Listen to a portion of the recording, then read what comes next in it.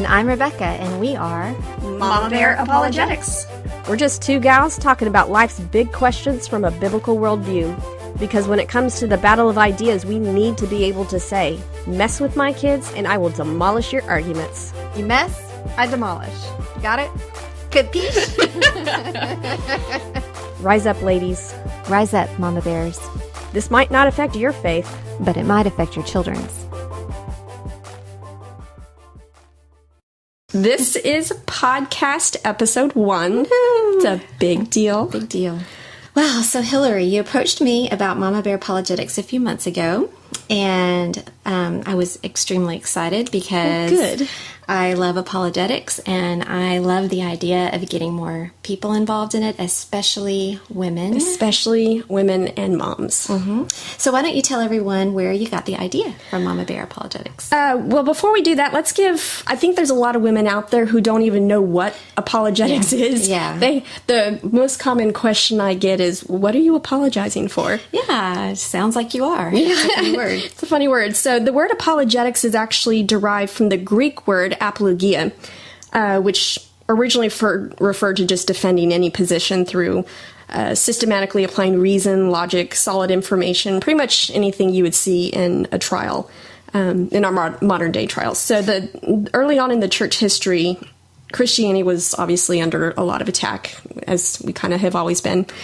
And so some of the early church fathers in the 2nd and 3rd centuries who were defending the faith against critics became known as apologists. So it's actually the opposite of apologizing. Yes, exactly. It is, which is strange that it has a word or has a name that's so similar. Yeah. So you could liken those early apologists more to lawyers than to professional apologizers.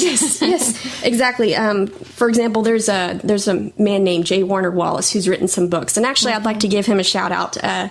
Jim has been very instrumental in Mama Bear Apologetics, namely, it was a couple weeks ago, no, more than that, it was maybe like 2 months ago.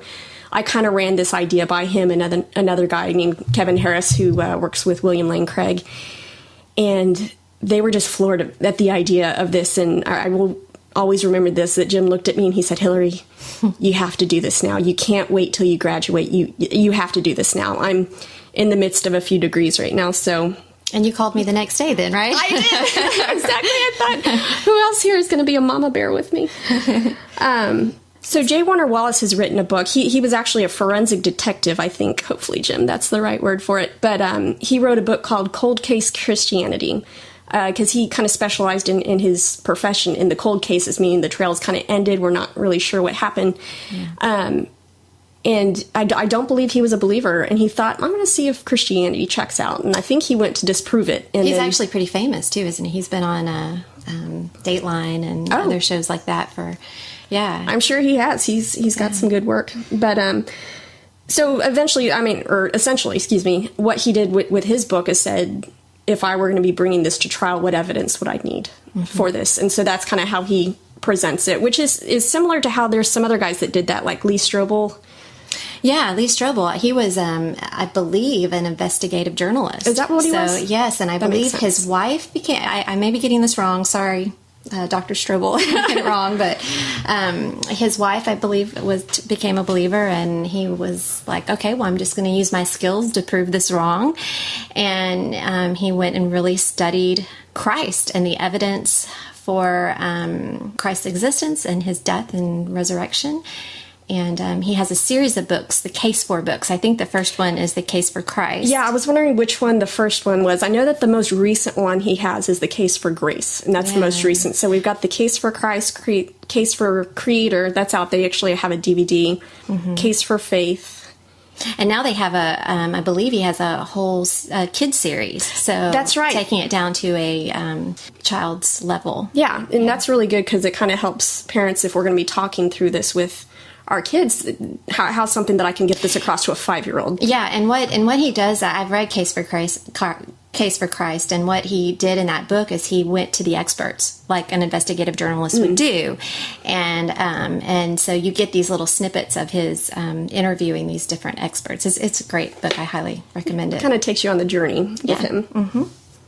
These stories actually are, I wouldn't say they're common necessarily, but my pastor growing up, actually, he was one of the ones that really impacted my faith, that he had been an atheist up into like his 20s or so. And one day he decided this Christianity thing is ridiculous. I need to put a stop to this once and for all. And so he set out to disprove Christianity, and that's the way he became a believer. Wow, a lot like, sounds like C.S. Lewis. Yeah, very much like C.S. Lewis. So yes, funny you should mention him. He's actually the other one that has, I kind of cite two people, two main minds, I guess, that have impacted my faith the most from when I was young, and it would be C.S. Lewis and my pastor. But I have this really great quote from him that I've always loved. It's from his book, Surprised by Joy, which is double entendre, because Joy was his wife, and he got married at a lot later in life.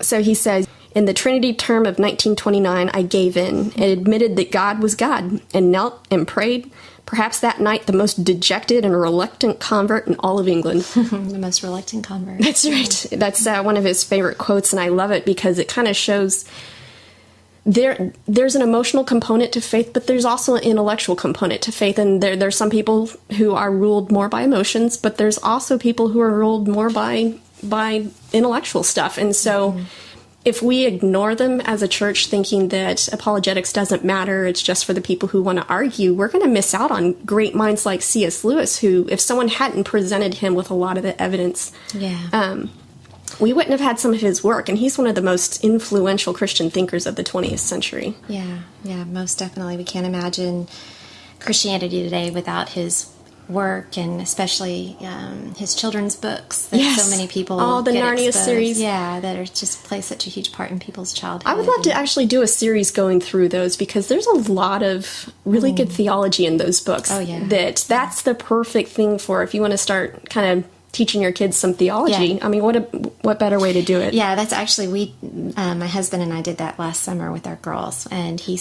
every night we would read, and we started with The Lion, the Witch, and the Wardrobe, because we said we'll read the book first and then we'll watch the movie, and so we read through the series, and there's a lot of opportunities in there to stop and talk to the Lord. I mean, talk to the girls about the Lord. Prince Caspian, there's a lot on the hiddenness of God, because Aslan where is he? Everyone talks about him, but where is he? And you call him Aslan? Aslan. How do you say it? Aslan. Like normal people. Okay, sorry. I don't know. Edit that out. Maybe I'm the weirdo. Oh, heck no, we're leaving that.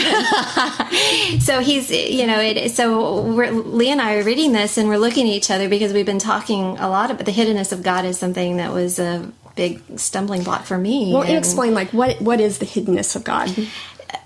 No one sees him, right? Yeah. I mean, we don't see him. I mean, some people claim they do, and I don't want to downplay that. I don't know. It's outside of my experience. That's right. That's outside of our experience. Some people hear him speak, and I don't want to, say they don't. But my experience is not. And I know that if I were to see him and hear him speak, I probably would have a heart attack. Actually, so yes. Well, there's really a reason why in Scripture, even the angels come, and the first words they always say is, "Do not be afraid." So if the people fall down to worship, and these are the angels, and I don't really want to see an angel right now. I don't think I can handle it emotionally. And if we can't handle angels, we sure as heck can't handle seeing God face to face. It's this idea that some people, and especially when you're going through times of suffering, it's hard to see God. It's hard to see. It's hard to believe in Him and trust Him, and because we don't physically see him. I mean, Jesus, he ascended into heaven after he rose, and he's not here. And so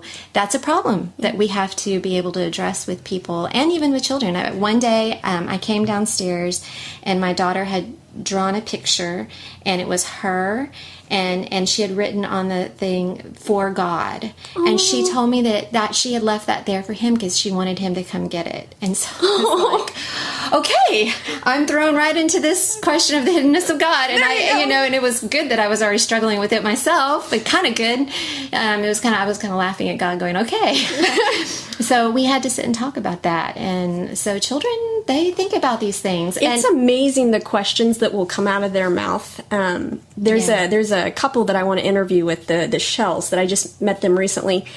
And they are actually going through, I think, William Lane Craig's Defender series with, I'm trying to remember the grade, but it's like junior high. Yeah, you can do it. And they say that some of the stuff coming out of these kids' mouths, they're like, wow. I mean, they're deep thinkers. We don't give them enough credit. We think that, youth groups need to be pizza parties and stuff, but they can handle a lot more than we give them credit for. Yeah, absolutely. I agree.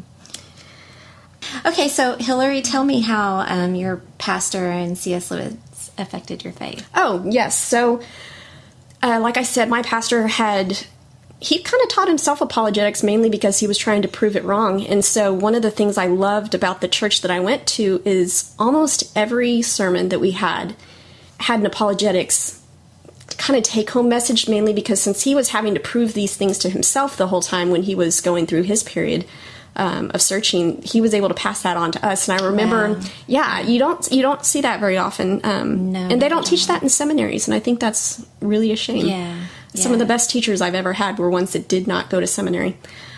I know, isn't that ironic? Yeah. There's something to be said for being self-taught. But so the first series that he went through that I remember, I was in 7th grade, and he called it the Liar, Lord, Lunatic series. Mm-hmm. And it's funny, like we were saying, how him and C.S. Lewis, that's actually, I don't know if C.S. Lewis created that. I know that that's the first place I've ever seen it.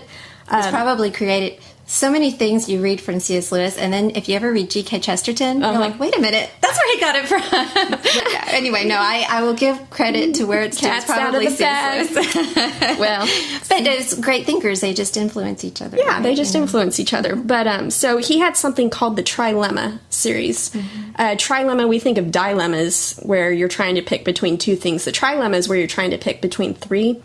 And so his was, it's called Liar, Lord, Lunatic. So we have Jesus here on earth claiming to be God, that he can forgive sins, all this stuff. You've got the liar, where if someone says, I don't believe Jesus was who he said he was, he must have been a liar. The problem with that is that they, at the same time, they'll also extol him for being one of the greatest teachers who ever lived. And it's like, well, if you're going to call him a great teacher, which a lot of people will, you can't say he's a liar, because if you're just not a good person if you're going around telling people that you're God and you know you're not. Right. So he was a great teacher here, but then he went off into crazy land here when he was saying he was God, but then he became normal again. And well, not even the crazy. It's like, that would be the liar. It's like he's trying to purposely deceive people. But the lunatic part would that's a lunatic. Yeah, is he didn't realize he wasn't God. He really thought he was. So, but usually when you meet people that think they're God, they're usually not very good teachers. Yeah, those things don't normally go hand in hand. And so this is where the reasoning comes through. It's like, if you have to look at the historical Jesus, he can be a liar, he can be a lunatic, or if he was who he said he was, he is God. Yeah. And so that would be the Lord part. But I remember going through that, my little 7th grade mind, and thinking, wow, this makes sense. It had been something that I had been taught to believe in the past, but this was the first time that I said, this faith is mine. Wow, I so wish I had that in 7th grade. I didn't.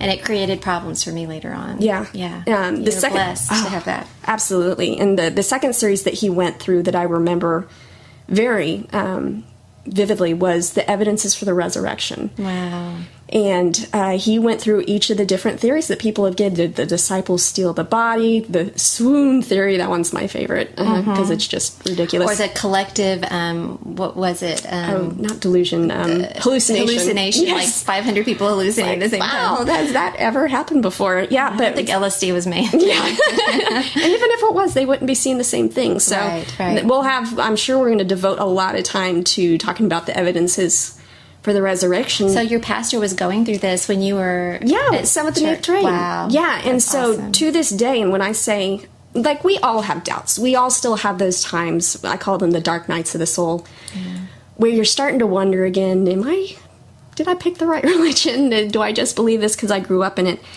And every single time, I still, to this day, and I'm talking like, not like years ago, I'm talking like a couple weeks ago, that I just start struggling. I go back and I list out those evidences for the resurrection, then I'm kind of, okay, I don't have to walk away. I don't have to think that I'm picking something random. There's good reason for believing this. I don't have to look at an experience or a feeling. If I were to rely on feelings, Lord knows I would have walked away a long time ago. Yeah. And I do that too. It's sometimes, for me, it's this is too good to be true sort of thing. What's too good to be true? That Christianity, Jesus, God loving free us, gift of salvation. free gift of salvation, living eternally, having an answer for one day for all the suffering, and having this perfect justice meted out one day. You think, okay, this is all just like a fairy tale, but again, it's you go back to that core. You go back to the resurrection. You go back to what the early apostles. The eyewitness reports from them and what they endured. Oh my gosh. Yeah. I think I picked up a list of things. I was at a conference this last week, and then Clay Jones actually specifically addressed what you're saying right there about how people listen to the story of Christ and, so it started out good and they got banished from Judaism. or banished from the garden, and then this guy's going to come back, the bride of Christ, he's going to come back and collect his bride, and they're going to live happily ever after. And so he was like, doesn't that sound like a fairy tale? And he just looked at everybody and said, no, fairy tales sound like this. I love that. And I think C.S. Lewis would agree with that. Yes, absolutely. I think he would. That's where he got his idea from. Yeah. So it's the same thing. I go back to that core. Yes. Yeah. And I think this is a really good, we should definitely do probably several podcasts on doubt. Because yes, absolutely. I was just at that same conference and I was speaking to a young woman saying, do you ever, because I was telling her about, I went through a period of doubt several years and it was very dark, and I kind of was an atheist at some points in there. And she said, well, do you ever, you're giving me hope that you're on the other side, but am I always going to be struggling with doubt? And I said, well, doubt's always going to be there because we're human, right?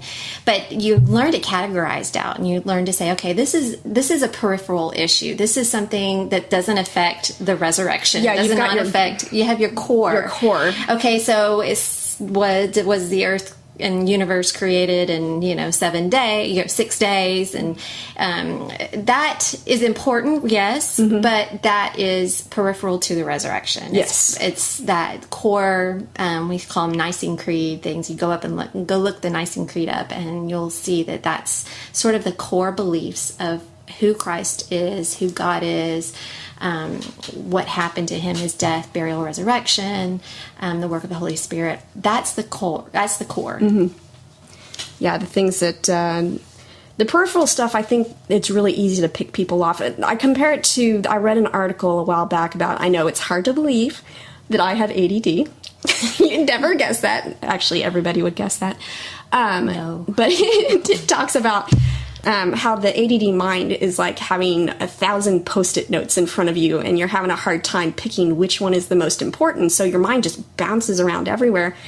And so not understanding which category things fall into is kind of like being spiritually ADD, of like, which ones are the important ones? Which ones do I need to focus on? Which ones are like, that's okay. That's a good question, but that shouldn't rock who I believe, who I am in Christ, right. My identity in Christ. That's not going to affect that. I think this is such an important thing to teach children, to know ourselves, so we aren't intimidated when our children come and ask us questions, and maybe turn them away or make them feel bad for asking questions, because we can immediately categorize. We can know where they are, and it's good at category. It's a good concept for them to understand that there are certain doubts that fit in that are not core. You're not doubting these core issues. Yeah. And coming also into just your children having questions, there's something that I've been kind of working through myself. I think I've asked you before, is it Psalms or Proverbs where it talks about walking in the way of sinners, sitting in the seat, standing and then seating. Yeah, it's walking, standing, sitting, and that's kind of this progression. That I think we have something similar when it comes to questions and doubt, that questions we should encourage. That's a good thing. We should never let our kids think that having questions is bad, because what happens is when you have enough unanswered questions, that turns into doubt. Yeah. Doubt is where it's like, that's still not great, but doubt, when it solidifies, becomes unbelief. Yeah. And it's that point, a lot of times, that parents will wake up and say, oh my gosh, what happened? My child just came home and said they don't believe. Well, there was a process. Yes, yeah. There was a process. And so just being able to encourage our children to ask questions, even if we don't know the answers. Saying, the one thing my dad told me over and over again growing up, and I love it, he said, Hillary, you don't have to know all the answers, you just got to know where to find the answers. Yeah, I love that. Yeah, and that's served me well. So I think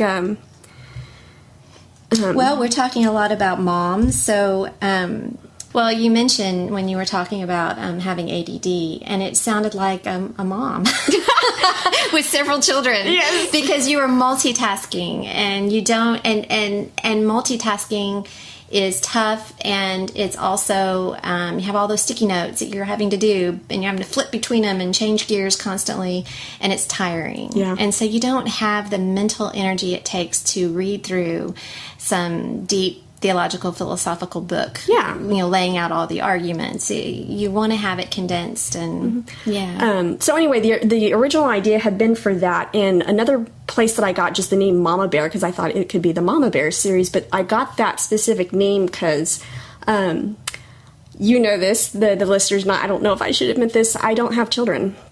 And the Lord has not blessed me with them, and He has not really given me the ability to adopt either because of health problems. I don't know if that's sharing too much on the first podcast, so but that's just laying my cards out there. I think women will love that. I want to know. Thank you.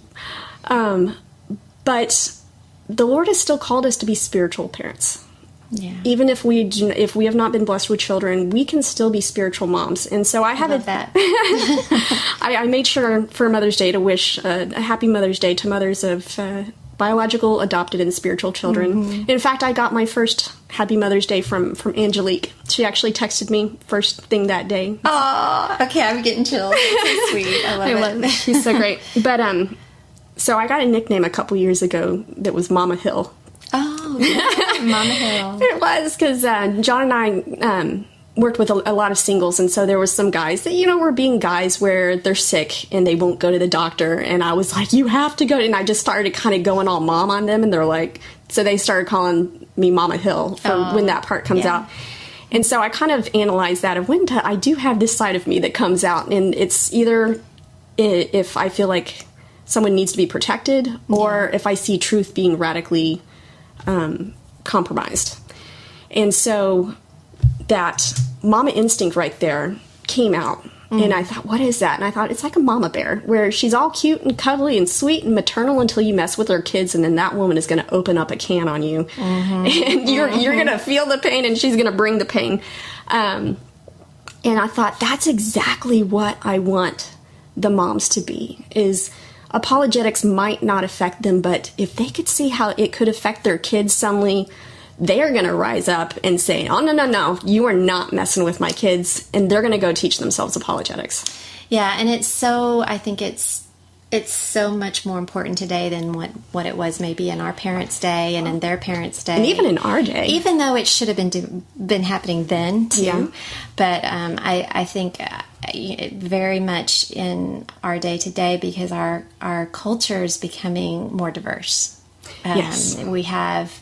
And it's a good thing, I think, in some ways, because we need to really, it's forcing us to know why and what we believe and why we believe it. Exactly. And so it will deepen your faith. It will deepen your knowledge of God, and you deepen that and you grow closer to Him. But we have more Hindus, we have definitely more atheists and agnostics. Mm-hmm. There's certainly, the atheists are the loudest ones. Yeah. But, we have... Muslims, Mormons. Buddhism is actually on the rise, surprisingly enough, that there's a lot of, especially with the... I think it would be the millennials are being kind of drawn towards that whole Buddhist, because it's just kind of this Zen. It's easy, right? Yeah. It doesn't make demands on you, but it does have great moral teaching, but it doesn't make the demands on you, and yeah. Until you poke it. There's a girl that I knew that had decided that she was going to go Buddhist, and I can't remember what it was. It was on Facebook, and it was about anger, and she was like, "Oh, well, I don't believe in anger anymore."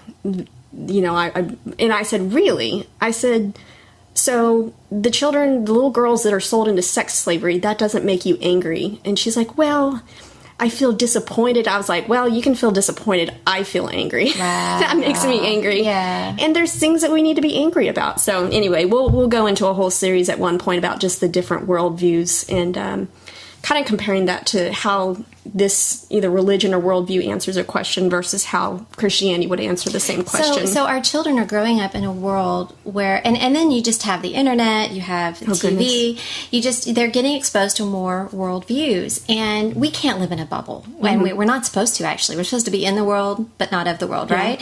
And in the world, we have the Great Commission. We have to go out and reach the world. And it's not just these indigenous tribes, places, they've never heard the gospel. It's here. Yeah. It's our neighbor. It's our Muslim neighbors. It's our atheist friends, We need to train our children to learn to love those people and to go to them and take the gospel. And how can they do that if they don't understand what they believe and understand how their worldview stacks up to these other ways of approaching, life? And just understanding what those other worldviews are, I think. So as you know, I've learned or been trying to learn how to do Twitter. I've never been on Twitter, but I figure if we're going to have a ministry, we need a Twitter account. So if a Mama Bear tweets, is that a tweet or is that a growl? That's a growl. We don't tweet. Are we growling? Yeah, Mama Bears don't tweet. That's right. We don't tweet. We're serious. But one of the things I said on there was may kids never encounter arguments against Christianity that they haven't already heard us refute in our own homes. That's perfect. And I think that's kind of what we have going on. Just, I think you mentioned the other day just how pluralistic our culture has become. Just all paths lead to God. What's true for you is not true for me. And I think it's kind of what I see. I see this in my own heart because I am a peacekeeper type person, I like to keep the peace. I don't like conflict. And so I know, I understand, I empathize with this feeling that I think most people get. They say, okay, well, that's true for you, but this is for me. And, it's not conflict. And so it kind of turns into this, well, it's, that's okay for you and this is okay for me, rather than, no, that's not okay for you. Yeah. Because that's not true. It's not true. And it's not that we don't like you. It's just... Yeah. And it's not, of course, that we think we're better. No, anything. absolutely it's just not. that no, I've, been, by the grace of God, I know this truth and I want to share it with you because it will impact your eternity. Yeah. My husband John is always referring to the ones that just kind of want to keep the peace. It's kind of like fluffing pillows on a coffin, just saying, he's like, I'm going to keep that in my mind because I have that, I have that response in me that I have to kind of try to keep down. I think we all do, just because if there's one thing that's considered an absolute, so we've got absolute truth and we've got relative truth. And the absolute truth that we're being told is you can't put your beliefs on me. But that's the one place everybody agrees, apparently. So, and it's hard to do it because there have been a lot of ways that people have gone about this wrong. And I think we've gotten so scared of doing it wrong that we just don't even go there. I think it's human nature to let the pendulum swing too far either way, right? Because one far, we react and go so it's hard to kind of keep it balanced. Yeah. Yeah. I was talking with someone the other day and I was saying how difficult evangelism is in the U.S. right now. And I'm sure it's like this other places that you present the gospel to people who haven't heard. But the thing that we have over here is we're trying to present the gospel to people who have heard. And that's a completely different method. Or think they've heard. Or think they've heard. That's right. In fact, going back to Narnia, there's in the last book, it's the Last Battle, I believe, where you have these, they think that Aslan's back, but it's really just a donkey that's dressing up. I guess, long story. You'll have to read it. But the dwarves, they get fooled, but then they realize it's not the real Aslan. And so when the real Aslan does come, the characters are trying to convince them, no, the real Aslan's here. And they're saying, you fooled us once, you're not going to fool us again.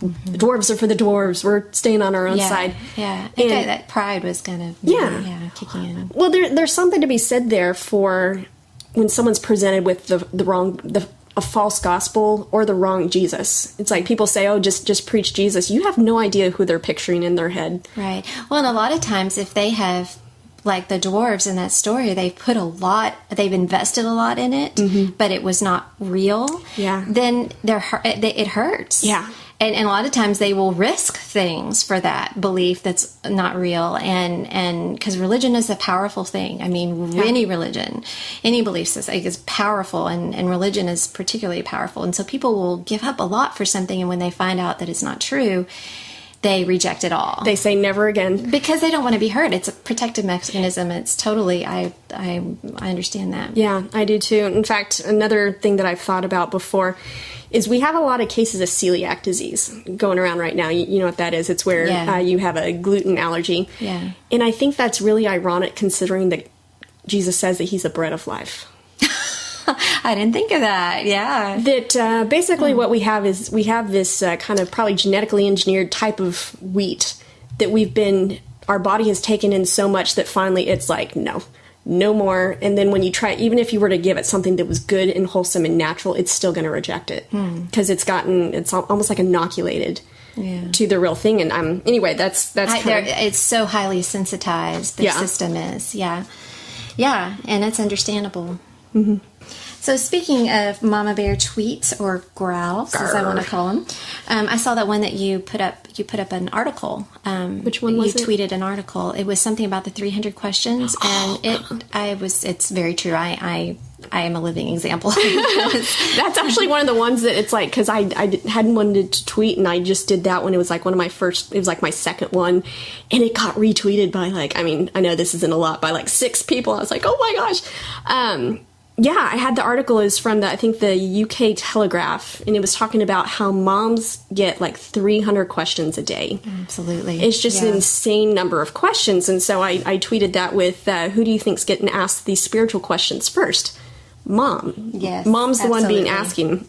Yeah, I'm looking for my phone because there was a quote from G.K. Chesterton about that, about this idea that basically don't knock motherhood. Oh my gosh. Because, you think that it's so much more valuable to be a specialist in an area, but a mother is a specialist in everything because you've got to ask questions about everything because those kids think of them, they're being introduced to the universe, and the mom is around them most of the time, more than the dads typically, especially in the Christian homes. And in the younger ages. Yeah, in the younger ages, but, it's changing a little bit, but, it's the mom that's answering these questions, all those sticky notes. Well, the child is putting a bunch of sticky notes. That's where the sticky notes are coming from. Yeah, and he says, a mother has to be broadly knowledgeable, and so have a broad knowledge of a lot of different things. Yeah, and in fact, some of the research that I've done was showing that kids actually go to mom first. It wasn't just that,